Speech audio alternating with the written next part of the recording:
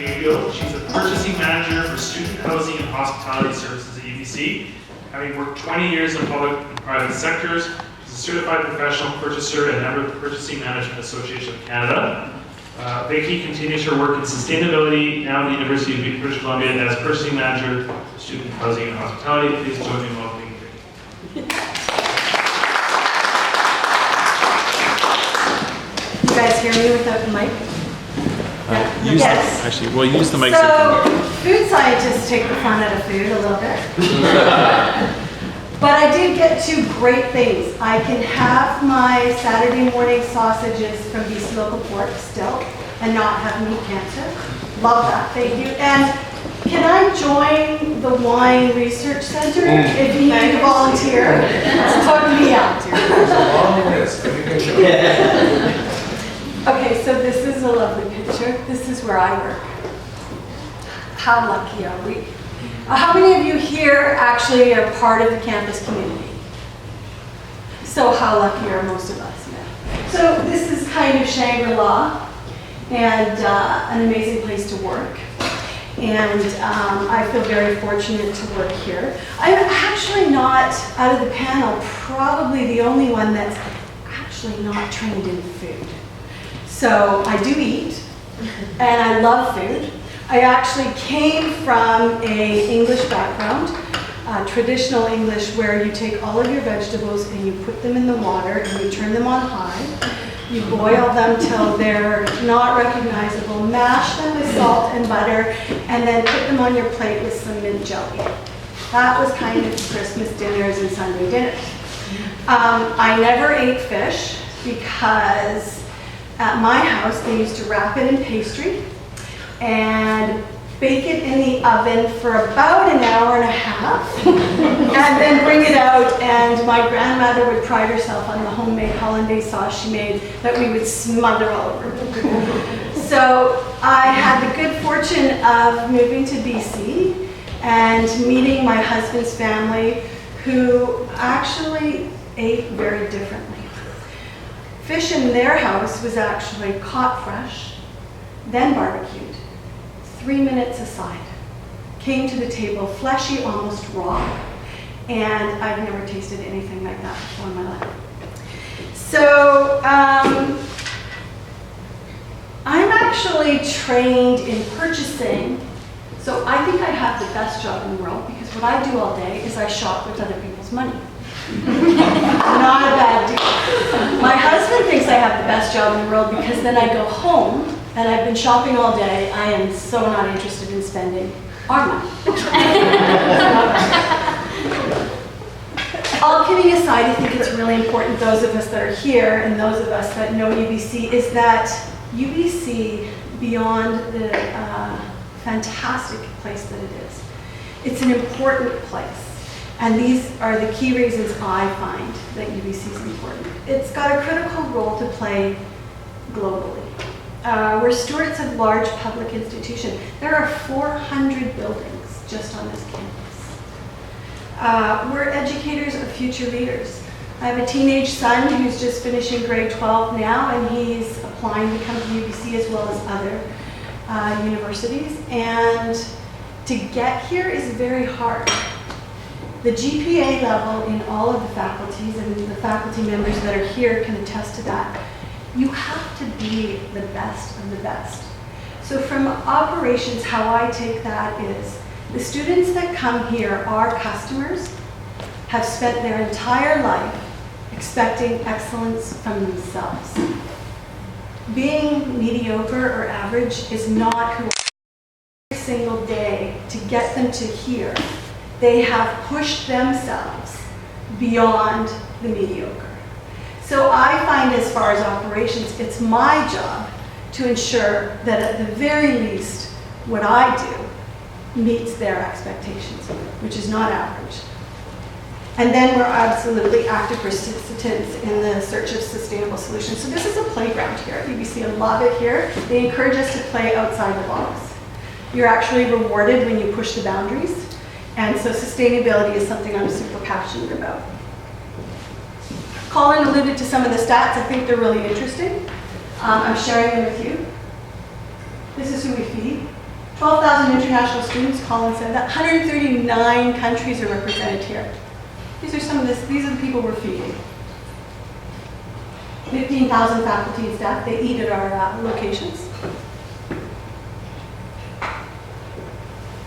I love this. This is the bounty from UBC Farms. This is a day, and you're going to hear from UBC Farms. This is one of our culinary chefs, Steve, he's here in the audience. This is Place Beignet. I think it speaks really well to the opportunities that we have here. So enjoy that picture. Imagine all of that, including the sunflowers that grow right here. This is basically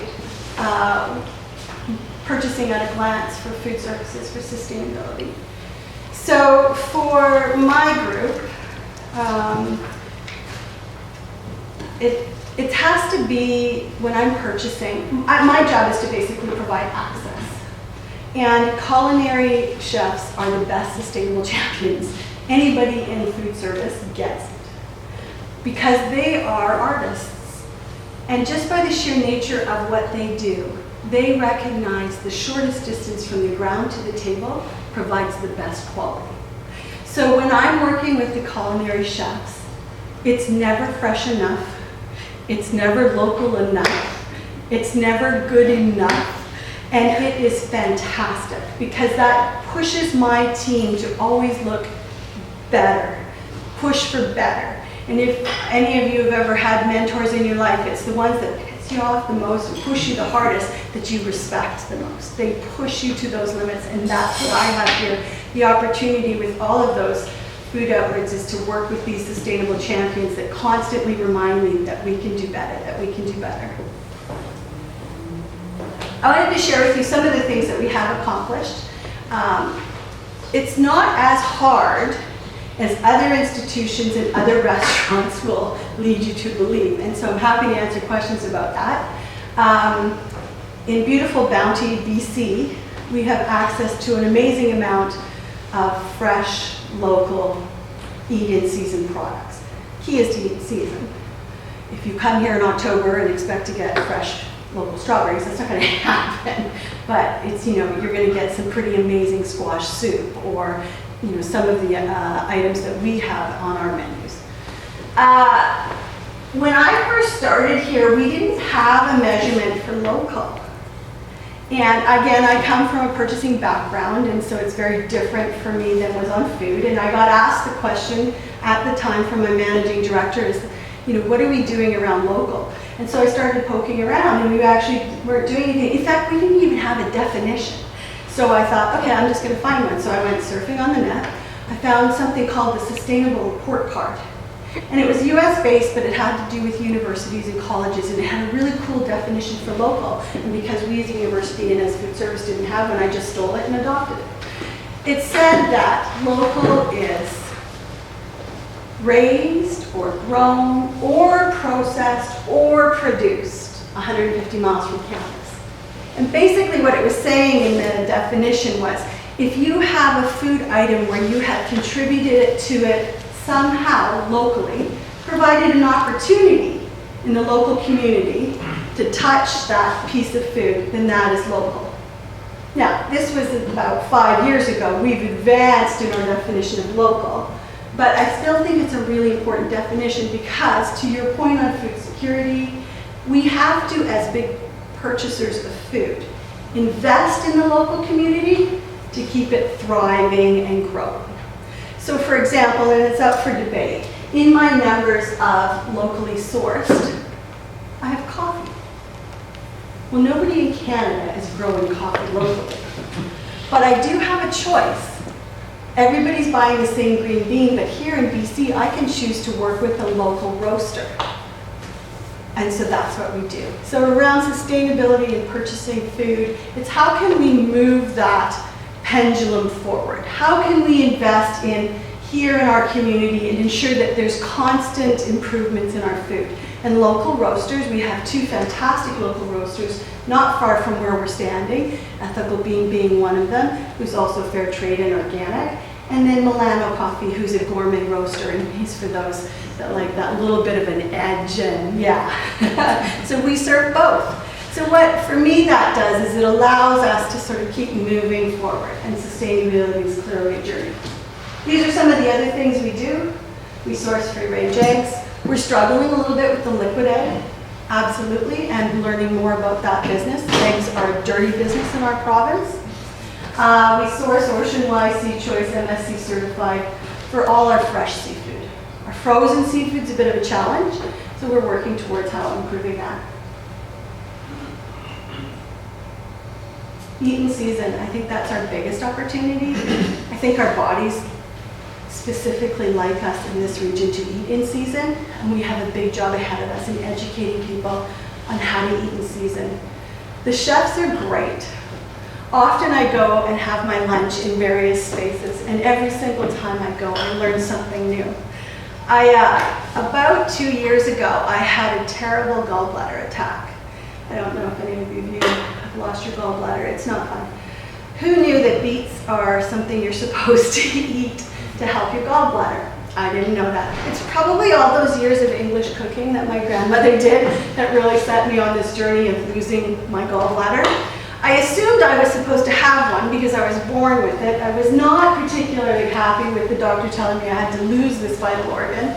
And so anyways, what happened was I went to one of my favorite places, and the chef there, Steve at the back, I told him this is the problem, and they told me I have to eat more beets. He made sure that he had fresh beets from the farm, and he would strip them and boil them and cook them, so when I went there for lunch, I would get fresh beets to help my gallbladder here at lunchtime. And so I was just so appreciative of that. And so that connection to food is so important in all that we do. And that's me keeping you on time. Where are you, Richard?